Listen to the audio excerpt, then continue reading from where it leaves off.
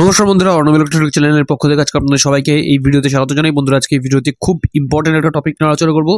অবশ্যই অন্নপূর্ণা ভান্ডারের টপিক নিয়ে আজকে আলোচনা করব। সরকার স্পষ্ট করে জানিয়ে দিয়েছে অন্নপূর্ণা ভান্ডারের টাকা কারা কারা পাবে আর কারা কারা পাবে না। চলুন বন্ধুরা, বেশি কথা না বাড়িয়ে সরাসরি মেন আলোচনায় যাওয়া যাক। কারা পাবেন অন্নপূর্ণার যোজনা? প্রশ্ন আর ধন্দ। গত 2 মাস ধরেই এটাই নিত্যসঙ্গী রাজ্যের আমজনতার। নতুন কিছু শর্ত বা নিয়মাবলীর মাধ্যমে সেই সংশয় স্পষ্ট করে দিয়েছে শুভেন্দু অধিকারীর সরকার। বুধবারের এই সংক্রান্ত এক পর্যালোচনা বৈঠকের কার্যবিবরণী বা এমওএম সূত্রে জানা গেছে যে বিজ্ঞপ্তিতে থাকা শর্তই শুধু নয়, আশাকর্মী, অঙ্গনওয়াড়ি কর্মী, পার্শ্ব শিক্ষক, সিভিক ভলেন্টিয়াররা অন্নপূর্ণা যোজনার টাকা পাবে না। মূল বিজ্ঞপ্তিতে যদিও বলা হয়েছিল কোনো মহিলা সরকারি চাকরি করলে বা আয় করে দিলে এই সুবিধা থেকে বঞ্চিত থাকবেন। অঙ্গনওয়াড়ি বা সিভিক ভলেন্টিয়ারদের মতো কর্মীদেরও এই ছাতার তলায় নিয়ে আসা মানে একটি বিষয় স্পষ্ট, সরকারি খাত থেকে সাম্মানিক বা পারিশ্রমিক পেলেই তিনি আর অন্নপূর্ণার তালিকায় অন্তর্ভুক্ত হতে পারবেন না। আবেদনকারীর পরিবারের কেউ যদি সরকারি চাকরি করে বা পেনশনভোগী হলেও কিন্তু সেই আর্জি বাতিল করা হবে। এখানেই শেষ না, পরিবারের কেউ আয়করদাতা থাকলে সেই মহিলার ব্যাংক অ্যাকাউন্টে অন্নপূর্ণার টাকা ঢুকবে না।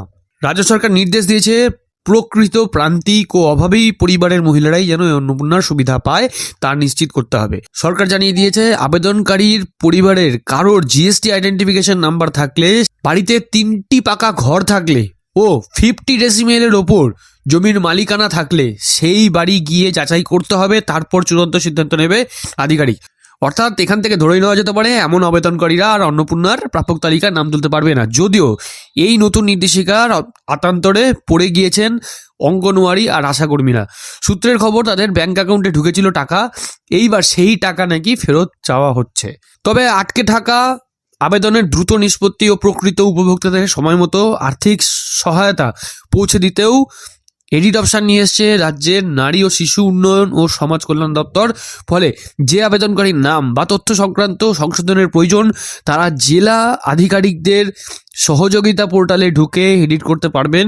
যাচাইয়ের গতি বাড়াতে জেলা প্রশাসনকে প্রয়োজনে এসডিপিও, আশাকর্মী, অঙ্গনওয়াড়ি কর্মী, সহায়িকা, সুপারভাইজার ও আগ্রহী বিএলওদের কাজে লাগাতে হবে। 30শে জুন পর্যন্ত জমা পড়া ও বর্তমানে যাচাইয়ের অধীনে থাকা সমস্ত আবেদন যাচাই করে যোগ্যদের তালিকাভুক্তির কাজ 10ই জুলাইয়ের মধ্যে সম্পূর্ণ করার নির্দেশ দিয়েছে সরকার।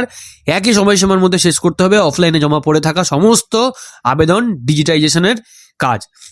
তো বন্ধুরা, আজকের এই ছোট প্রতিবেদন থেকে এটা পরিষ্কার জানা গেল যে কি কি ক্রাইটেরিয়া থাকলে আপনারা অন্নপূর্ণার টাকা পাবেন না। প্রথমত যেটা হচ্ছে, আশাকর্মীরা পাবে না, অঙ্গনওয়াড়ি কর্মী পাবে না, পার্শ্ব শিক্ষক মানে প্যারা টিচার তারা পাবে না, সিভিক ভলেন্টিয়ার এরা পাবে না।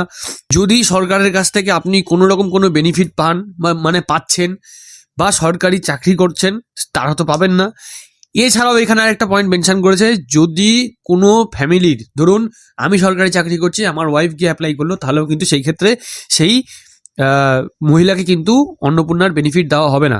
এটা এখানেই শেষ না, যদি কেউ ইনকাম ট্যাক্স পে করে বা যদি কারোর নামে জিএসটি ফাইলিং থাকে সেইখানেও কিন্তু এই অন্নপূর্ণার টাকা কিন্তু তারা দেবে না। এছাড়াও যদি 3টের বেশি পাকা ঘর থাকে প্লাস 50 ডেসিমেলের ওপর, 50 ডেসিমেল মানে এটা পরিমাণ, কারণ অন্নপূর্ণাতে ডেসিমেল হিসাবেই আপনার জমির পরিমাণ দেখতে চাইছে বা জানতে চাইছে। 50 ডেসিমেলের ওপর যদি জমি থাকে তাহলেও কিন্তু এই অন্নপূর্ণার টাকা পাবে না। অ্যাকচুয়ালি সরকারের মেন উদ্দেশ্য যারা একদম গরিব, যাদের ইনকাম একদমই কম, তারাই যাতে অন্নপূর্ণার টাকা পায়। আর ইভেন এটাও বলা হয়েছে যেগুলো এখনো পর্যন্ত নিষ্পত্তি হয়নি, যে অন্নপূর্ণার অনেকের স্ট্যাটাস রিজেক্ট হয়ে গেছে, অনেকের আবেদনপত্র বাতিল হয়েছে, তো সেইগুলোকে ভেরিফাই করতে হবে।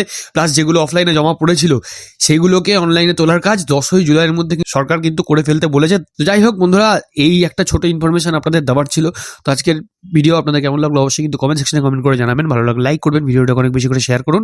এইরকম ভিডিও আপডেট আরও তাড়াতাড়ি পাওয়ার জন্য চ্যানেলটাকে যারা এখনো সাবস্ক্রাইব করেননি অবশ্যই চ্যানেলটাকে সাবস্ক্রাইব করবেন, আর অলরেডি যারা সাবস্ক্রাইব করেছেন তাদেরকে অসংখ্য ধন্যবাদ। তো বন্ধুরা, ভিডিওটার সাথে শেষ পর্যন্ত থাকার জন্য সবাইকে ধন্যবাদ জানাই। ভালো থাকবেন, সুস্থ থাকবেন, বাই।